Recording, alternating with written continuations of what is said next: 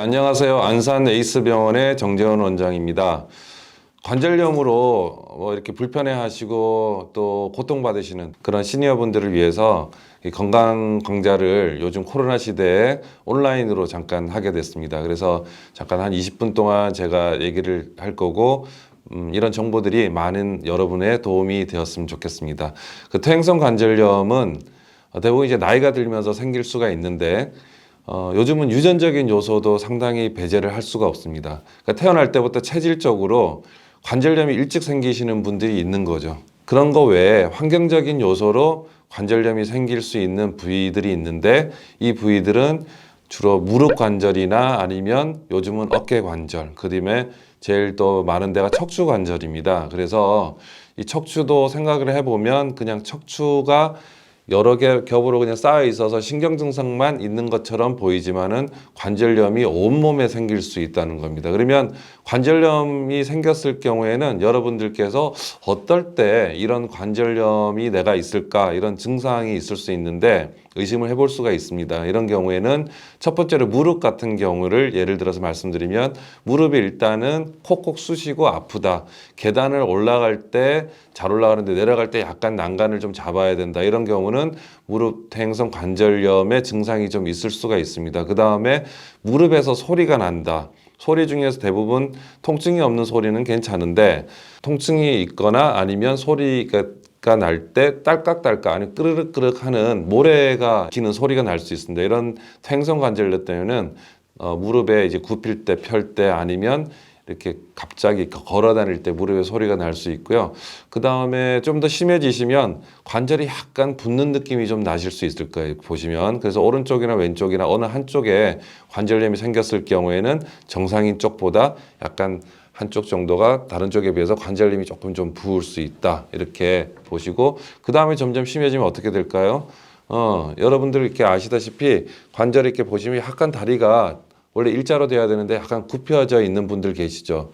그런 분들이 생기면 관절염 아마 중기 이상 정도 좀 되면 되게 걷기도 좀 불편하시고 약을 좀 드셔야 되는 그런 상황이 좀 벌어질 수도 있습니다. 더 심해지시면 계단을 올라갈 때 아니면 자리에서 이렇게 오랫동안 앉아 있거나 평지에 앉아 있다가 일어날 때 이렇게 무릎을 짚거나 아니면 땅을 짚으면서 일어나야 되는 그런 분들도 계실 텐데 그런 경우에는 관절염이 초기 관절염이 아니라 약간 중기 관절염으로 진행이 된다 이렇게 볼 수가 있습니다.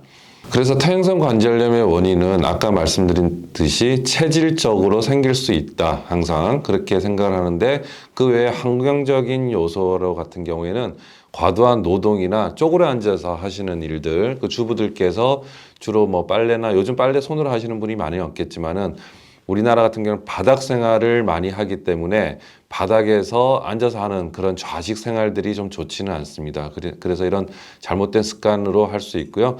일을 하거나 이럴 때 무릎을 구부리거나 아니면 쪼그려 앉아서 하는 일들은 대부분 이런 퇴행성 관절염의 원인이 될 수 있으니까 좀 피할 수 있도록 하시고 그 다음에 요즘 같은 경우에 특히 나이가 뭐 많지는 않아도 굉장히 젊은 사람들에서 관절염이 많이 생기는 경우가 있는데 이 경우는 젊었을 때 요즘은 스포츠 활동 많이 하시죠. 그래서 스포츠 활동을 할 때 옛날에 다쳤다든지 아니면 다침에도 불구하고 치료를 잘 못 받으신 경우에 정보를 잘 몰라서 아니면 여러 가지 요인으로 인해서 치료가 잘 되지 않았을 경우에는 관절염이 정상적으로 우리가 쓸 수 있는 수명보다 훨씬 더 짧게 쓸 수밖에 없는 그런 상황이 벌어질 수도 있습니다.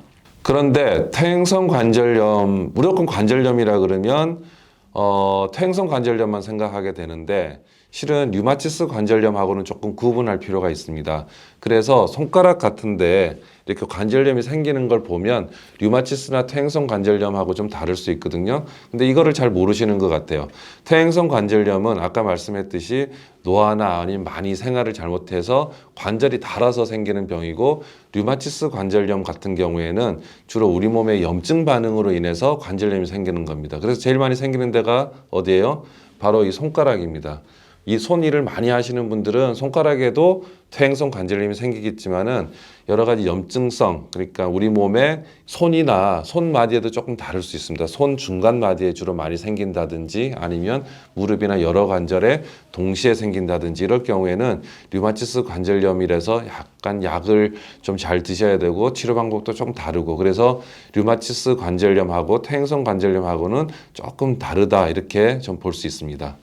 네, 그러면 퇴행성 무릎 관절염을 예를 드시면 무릎이 제일 많으니까 예를 들어 보면 퇴행성 관절염은 어떻게 진단을 하느냐 그렇게 되는데, 일단은 아까 말씀드렸다시피 증상 자체가 일단 그런 관절염이 있으면 한 번쯤은 엑스레이를 병원에서 찍어볼 필요가 있습니다.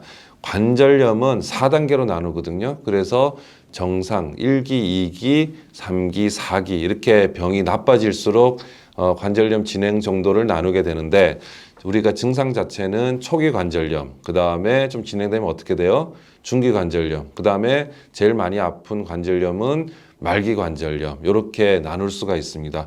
이 사진을 보면 그냥 바로 좀 볼 수 있고요. 만약에 찍었는데 초기나 중기인데 생각보다 관절염이 더 많이 좀 통증이 좀 있다, 무릎 통증이 있다 이러면 관절염 외에도 반월성 연골판, 그러니까 물렁뼈 손상이라든지 다른 데 원인을 좀 찾아봐야 되기 때문에 반드시 MRI를 안 찍었으면 한 번쯤 찍어서 무릎 상태를 정확하게 진단하는 것이 제일 중요하다. 진단이 제일 1번입니다. 치료는 진단이 되면 그 다음에 그 방법대로 교과서대로 치료하는 방법이 다 있거든요. 근데 진단 자체가 잘 되지 않으면 처음부터 이게 방향이 잘못 어긋나가는 거예요. 그래서 엑스레이나 MRI를 통해서 진단을 한번 꼭 정확한 진단을 받아보는 게 중요합니다. 그러면 퇴행성 관절염 무릎에 생겼을 때 어떻게 치료를 할까요? 첫 번째는 초기, 아까 말씀을 드렸다시피 초기나 중기나 말기 관절염에 대해서는 치료 방법이 다 다를 수 있습니다. 그래서 초기나 중기 같은 경우에는 대부분은 보존적 치료를 많이 하게 되죠. 그래서 원인을 잘 찾아보고 물리치료 아니면 약물치료, 제일 중요한 것은 운동치료를 잘 하셔야 됩니다. 운동은 혼자 할 수 없기 때문에 병원에서 운동 재활 프로그램이 있어서 같이 이렇게 시행을 하고 또 이렇게 피드백도 받고 이렇게 할 수가 좀 있고요. 수술 치료는 여러 가지 치료 방법들이 많이 나와 있습니다. 근데 요즘은 이제 내시경, 간단하게 내시경을 통해서 시술인을, 그러니까 무릎 사이에 안에 그 약간의 상처를 한 요만큼 손톱만큼 내고 관을 통해서 여러 가지 청소라든지 아니면 찢어진 연골을 청소해주는 간단한 치료법이 있고, 조금 더 관절염이 진행이 됐다 이러면 요즘은 그 줄기세포를 많이 쓰게 됩니다. 이 줄기세포는 신생아, 태아의 그 탯줄에서 뽑은 그런 세포를 무릎 안에 심어주면 이게 새싹 자라듯이 연골을 재생시킬 수 있는 아주 좋은 방법인데, 적당한 환자의 적당한 진단, 정확한 진단과 그리고 그 너무 또 진행이 되면 이 줄기세포를 사용하지 못하니까 환자군이 정확하게 진단이 이 대상에 맞아야지 줄기세포를 할 수가 있는 겁니다. 그 다음에 조금 더 진행이 되면 물론 여러분들이 이제 흔히 여기서 보시는 인공관절을 하시게 되는데, 요즘은 무릎이 우리나라 사람들은 되게 안쪽만 다리가 휘면서 안쪽만 많이 달아 있거든요. 그러면 힘줄이나 인대 이런 것들을 모두 보존하면서 그 부위만 인공관절을 삽입하는 부분 인공관절 수술이 있고요. 그 다음에 이것도 좀 안 돼서 더 좀 진행이 됐다 이런 경우에는 무릎 전체를 관절을 전체를 이렇게 쌓아줘서 관절염의 통증을 없애주는 인공관절을 전치환술이라고 해서 전체 인공관절을 하는 경우가 좀 있습니다. 이 경우에는 과거에는 수술이 이렇게 사람 눈으로 이렇게 하거나 이러기 때문에 굉장히 부정확하게 수술해서 인공관절의 수명이라는 것들을 항상 환자분들이 걱정을 많이 하셨는데, 현재는 로봇 수술이 많이 도입이 돼서 정확하게 우리 환자분을 주로 정렬이라든지 아니면 인대 밸런스라든지 이런 것들을 정확히 맞춰서 인공관절 수명을 훨씬 더 연장을 시키고 수술 후에 재활을 아주 빨리 할 수 있는 그런 방법들이 있어서 여러분들께서는 한번 아프신 분들은 병원을 찾아서 이런 방법에 대해서 의사 선생님들께 한번 상의를 해보시는 것이 매우 중요하다, 이렇게 볼 수가 있습니다.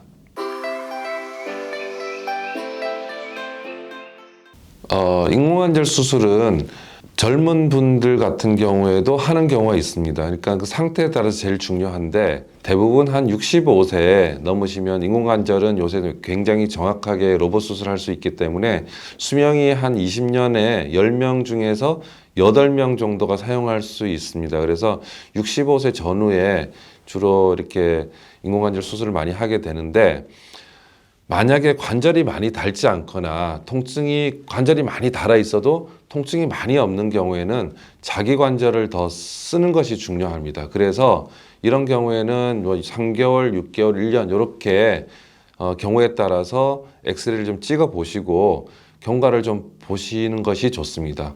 항상 두 가지 조건을 만족해야 돼요. 사진상에서 굉장히 관절이 많이 닳아 있는 경우, 그 다음에 두 번째는 그 관절 통증으로 인해서 일상생활에 주로 지장이 받는 경우에 수술을 하는 게 좋겠고, 또 어떤 주변에서 제일 잘못된 정보는 환자분들께서 최대한 다리를 뭐 질질 끌고 못 쓸 때까지 하고 수술을 하라 이러는데, 이거는 맞지는 않고 일상생활에서 많이 불편해서 절룩거릴 정도면 수술을 고려해 보는 게 좋습니다. 만약에 계속 늦게 수술을 받으면 어떤 문제가 생기냐면, 근육이 다 빠져서 운동을 잘 안 하시게 되니까, 아프시니까 운동을 잘 안 하시고 그러니까 근육이 다 빠지게 되는데, 그런 상태에서 버티다가 수술을 하시면 훨씬 더 경과가 좀 느리고 병도 진행이 좀 많이 되어서 교정이 좀 어려운 경우도 좀 있습니다. 그래서 그거는 적당한 시기에 수술을 받는 것이 매우 중요하다, 이렇게 볼 수가 있습니다. 수술은 거의 99.9% 이상 성공률을 보일 수가 있습니다. 그래서 모든 수술이 100%는 아니지만은 100명 중에 99.5명 이상 이 성공률이 보이면 아주 우수한 결과거든요. 과거에는 어떤 문제가 있었냐면, 인공관절 수명을 대부분 하고 나서 환자분이 잘못돼서 사용을 못하는 경우를 제외하고, 수술할 때 약간 부정확하게 우리가 인공관절을 수술이 정확하지 않으면 관절 수명이 굉장히 낮아지는 그런 결과가 좀 있었는데, 요즘 같은 경우에는 로봇을 사용을 해서 인공관절을 하기 때문에 눈으로 하는 게 아니라 로봇이 대부분 로봇 팔을 이용해서 해서, 로봇이 우리가 내비게이션을 찾아가듯이, 내비게이션 찾아가면 뭐 우리가 가는 길을 잃어버릴 염려는 거의 없죠. 그런 것처럼 로봇이 우리를 가이드해 주기 때문에 환자분의 그 수술 상태를 수술실에서 정확하게 교정을 다 하고 나올 수가 있습니다. 그래서 아마 이런 거랑 좀 비유를 할 수 있을 것 같아요. 이 다트가 있으면, 다트를 이렇게 여러분 다트라고 이렇게 해서 뭐 화살에 관역을 쏴서 관역을 맞추잖아요. 물론 올림픽 선수들조차도 그 관역의 10점을 다 만족시키지는 못하지만은, 로봇을 사용하면 그 관역 안에 모든 게 10개 화살을 쏘면 10개 다 들어갈 수 있는 그런 정확도라고 보시면 아주 쉽게 이해가 되실 겁니다.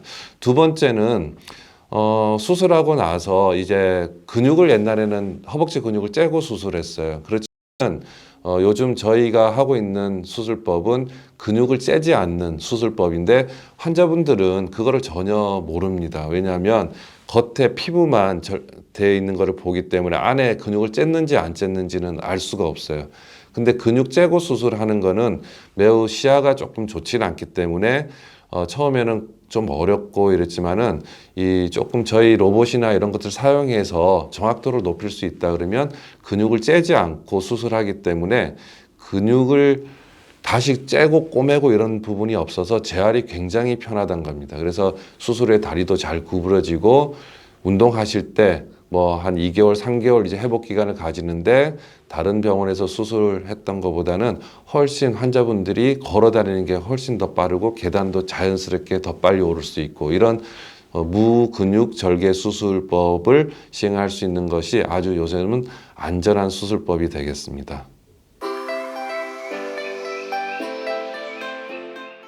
재활은 여러분들이 운동 치료 재활이 제일 중요하다고 볼 수 있습니다. 수술하기 전이나 수술을 한 후에나 허벅지 근육이나 종아리 근육, 그러니까 무릎 주변에 있는 근육을 키우는 것이 엄청나게 중요하다고 할 수 있어요. 옛날에 어몽길의 산악인의 스승을 제가 진료를 본 적이 있었는데 한 83세 정도 되셨을 거예요. 4세. 근데 무릎이 사진상에서는 제가 아까 말했듯이 완전히 관절염 말기로 해서 형편이 없었어요. 보기가. 그렇지만 이제 수술을 안 한 이유는 산에 제자들하고 같이 아직도 많이 다닌다는 겁니다. 그 정도로 제가 딱 보니까 허벅지 근육이나 종아리 근육이 훨씬 더 좀 다른 사람에 비해서 훨씬 잘 단련이 돼 있고 굵었어요. 그래서 그분은 수술 안 하고 지금 지내고 있는데, 이렇듯이 근육이나 종아리 근육이나 아니면 허벅지 근육이 굉장히 무릎의 충격을 완화해 줄 수 있고 통증도 일상생활에서 완화해 줄 수 있으니까 수술 전에, 수술하지 않아도 수술 전에 자전거 타기라든지 아니면 요즘 코로나 때문에 좀 어렵지만은 코로나가 풀리면 수영, 그 다음에 약간 걷는 운동 중에서 야산, 그러니까 평지 말고 약간 오르막길 이렇게 걷는 운동법이 매우 좋다고 볼 수 있고요. 수술 후의 재활도 마찬가지입니다. 그래서 수술 후의 재활도 나중에 통증의 완화 정도가 굉장히 사람 따라 차이가 나는데 자세히 살펴보면 근육량에 따라서 재활의 속도라든지 통증의 감소 정도가 굉장히 차이가 나고 근육이 어르신들 같은 경우에는 근육이 좀 빠져 있는 근위축증이라는 병이 같이 동반되어 있습니다. 근감소증, 근위축증 이렇게 얘기를 하는데 그런 것들을 다시 이제 무릎을 사용하지 않아서 다시 제자리로 돌리려면 많은 시간이 좀 필요해서 재활은 반드시 중요합니다. 그래서 본인들 같은 경우에 집에서 재활을 하는 경우에 거의 되지 않아요. 자전거를 사도 어떻게 하죠? 그냥 나중에 보면 옷걸이나 아니면 신발 말리는 거리로 사용을 많이 하고 있으실 텐데 재활병원의 치료, 그러니까 치료 프로그램이 잘 갖춰진 이런 병원의 도움을 받는 것이 좀 좋습니다. 자주 병원에 안 오셔도 되고요. 뭐 한 달에 뭐 한 2번 정도 오셔서 운동 재활 해보고 집에서 다시 피드백 받고 다시 오셔서 근육이 얼마나 커졌는지 중간중간 검사를 해봐서 같이 치료를 하시는 것이 훨씬 여러분들한테 더 효율적이고 그리고 운동을 계속 지속할 수 있는 그런 방법이 될 겁니다.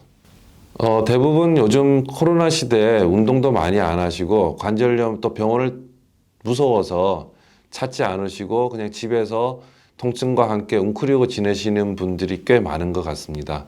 그럴수록 제가 앞에서 말씀드렸다시피 운동도 좀 잘 하시고 그리고 아프시면 병원을 찾으셔서 꼭 치료를 받는 게 중요합니다. 요새는 강제적으로 사람의 수명이 강제적으로 수명이 많이 연장이 됐어요. 근데 건강하게 살지 않으면 사는 게 의미가 없다. 건강하게 살아야지 청춘이다. 이렇게 말씀드리고 싶고 여러분의 관절 건강은 에이스 병원이 책임지겠습니다. 화이팅!